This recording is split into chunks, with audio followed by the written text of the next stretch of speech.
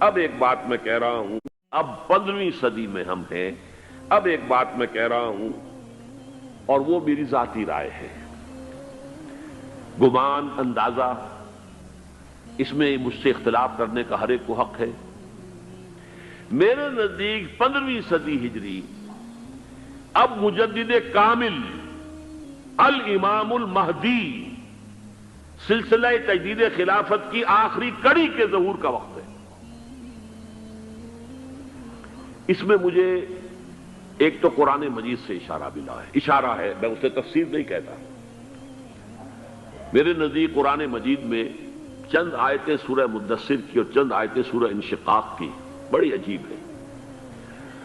سورہ مدثر کی آیات میں حضور کی آمد کا نقشہ کھینچا گیا ہے، کلا والقمر واللیل اذ ادبر والصبح اذا اسفر انہا لإحدی الکبر نذیرا للبشر لمن شاء منکم ان یتقدم او یتأخر۔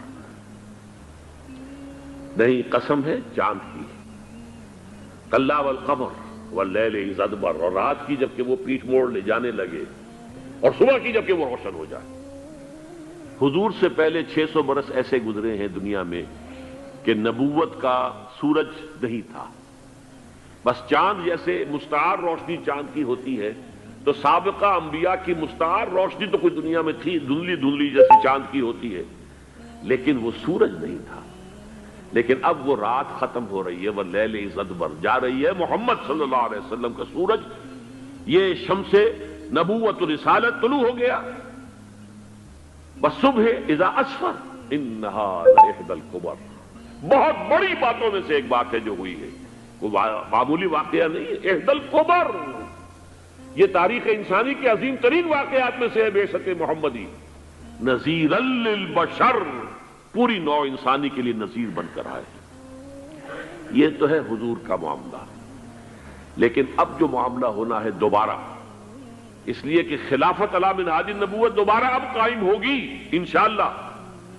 حضور کے بعد میں آپ کو بتا چکا ہوں، خلافت راشدہ ختم ہونے کے بعد سے زوال زوال زوال زوال زوال زوال زوال زوال زوال، تھوڑا سا 2.5 سال کا 2 سال کا وقفہ آیا ہے حضرت عمر بن عبدالعزیز کا، ورنہ زوال زوال زوال زوال زوال۔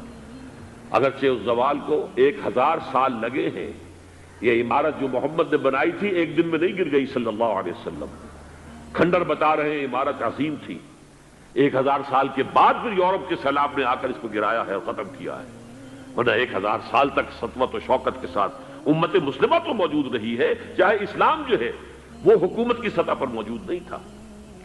بہرحال اب جو اس کا دور آیا ہے دوبارہ خلافت علی منہاج النبوہ کا دور، اس کا نقشہ سورہ انشقاق میں کھینچا گیا ہے۔ فلا اقسم بالشفق، اب دیکھیے سورج غروب ہو گیا، حضور کی بعثت کے وقت وہ سورج رسالت طلوع ہوا تھا، اب وہ سورج غروب ہو چکا ہے۔ سورج کے غروب ہونے کے بعد صرف روشنی رہ جاتی ہے شفق کی، سرخ سی، بس وہی باقی رہ گئی، اور باقی کیا رہ گیا؟ بدا الاسلام غریبا ویسعود کما بدا فطوبی للغرباء، فلا اقسم بالشفق واللیل وما وسق، رات کی سی تاریکی ہے اور جو کچھ اس نے اپنے اندر جمع کر لیا ہے، والقمر اذا اتسق، اور قسم ہے چاند کی جبکہ وہ بھر جائے، پورا بھرتا ہے کتنے دنوں میں؟ 14 دن میں۔ اور 14 صدیوں کے بعد اب پہلی صدی کا جس نے کہ تجدید کامل کی عمر بن عبدالعزیز، 14 صدیوں کے بعد اب 15ویں صدی میں الامام المہدی کے ظہور کا وقت قریب ہے۔ اب جو کچھ مجھے حضرت امام المہدی کے بارے میں کہنا ہے، دوبارہ اپنی بات دہرا رہا ہوں، یہ میرا ذاتی گمان ہے، اختلاف کیا جا سکتا ہے۔ میرا گمان یہ ہے کہ یہ اب جو مجدد آئیں گے وہ حضرت مہدی ہوں گے۔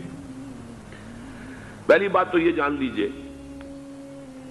کہ مہدی 2 ہیں، ایک شیعوں کے مہدی، ایک سنیوں کے مہدی، ان میں بڑا فرق ہے۔